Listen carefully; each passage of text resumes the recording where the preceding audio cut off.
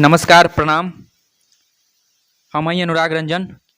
खबर भोजपुरी के भोर के 10 बड़ खबरन के बुलेटिन में स्वागत बा। मोकामा के रन में फिर से टकराई लो दूगो बाहुबली। महागठबंधन से अनंत सिंह के पत्नी के चुनाव लड़ल तय। सवाल का नीतीश मोकामा में करिए प्रचार। कबो नीतीश के खास रहले अनंत सिंह, अब बाड़े दूर विरोधी। रालोजपा से टिकट के दावेदार बाड़ी सूरजबान सिंह के पत्नी। बगहा में बाघ के हमला से 12 साल के बच्ची के मौत, लोग दौड़ावल तो 100 छोड़ के भागल। सुतला में कैलस हमला, परिजनन के हंगामा कैला पर छोड़ के भागल। 24 दिन से यही बाघ के रेस्क्यू खातिर चल रहल बा ऑपरेशन।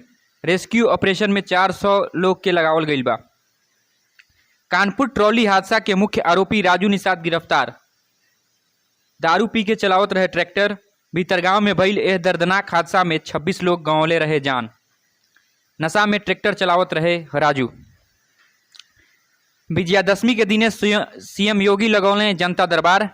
फरियादियन के सुनलें फरियाद। जमीन जायदाद आ इलाज के बड़ संख्या में मामला आयल। जल्द से जल्द समाधान के सीएम योगी दिले निर्देश। झारखंड के रामगढ़ में ट्रक 2 बाइक सवार समेत कईयन लोगन के रौदलस। 6 के मौत, सड़क जाम। ट्रक चालक गिरफ्तार। घायलन के स्थानीय अस्पताल में भर्ती करावल गई। लोग सड़क कईल जाम। बंगाल में दुर्गा विसर्जन के दौरान 8 लोगन के मौत। जलपाईगुड़ी के मल नदी के जलस्तर बढ़ला से भइल हादसा। 20 से 25 लोग लापता। 11 लोग अब तक रेस्क्यू कईल गई।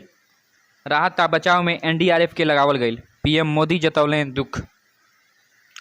महाराष्ट्र सीएम एकनाथ शिंदे बोल रहे हमनी के गद्दारी नहीं खिसा कैले।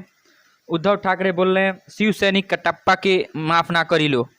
शिवसेना के इतिहास में पहला बेर 2 जगहन पर भइल दशहरा रैली। गृह मंत्री अमित शाह बोल रहे अब पाकिस्तान से बातचीत ना। बारामूला में भाषण से पहले बुलेट प्रूफ ग्लास हटौलें। अजान खातिर स्पीच रोकलें। कहलें 70 साल से राज करे वाला कहेला लो कि हमनी के पाकिस्तान से बात करे के चाहिए। हमनी के पाकिस्तान से ना, यहाँ के लोगन से बातचीत करें स।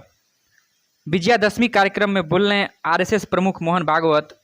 जनसंख्या में समान नीति जरूरी।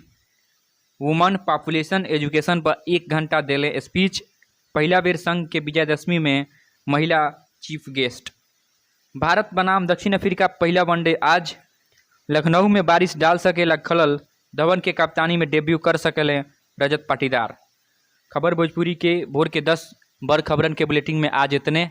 और खबरन के जाने खातिर विजिट करें www.खबरभोजपुरी.com। अगर वीडियो पसंद आई लोग के तो चैनल के सब्सक्राइब कर ली, लाइक करी और शेयर करी। धन्यवाद।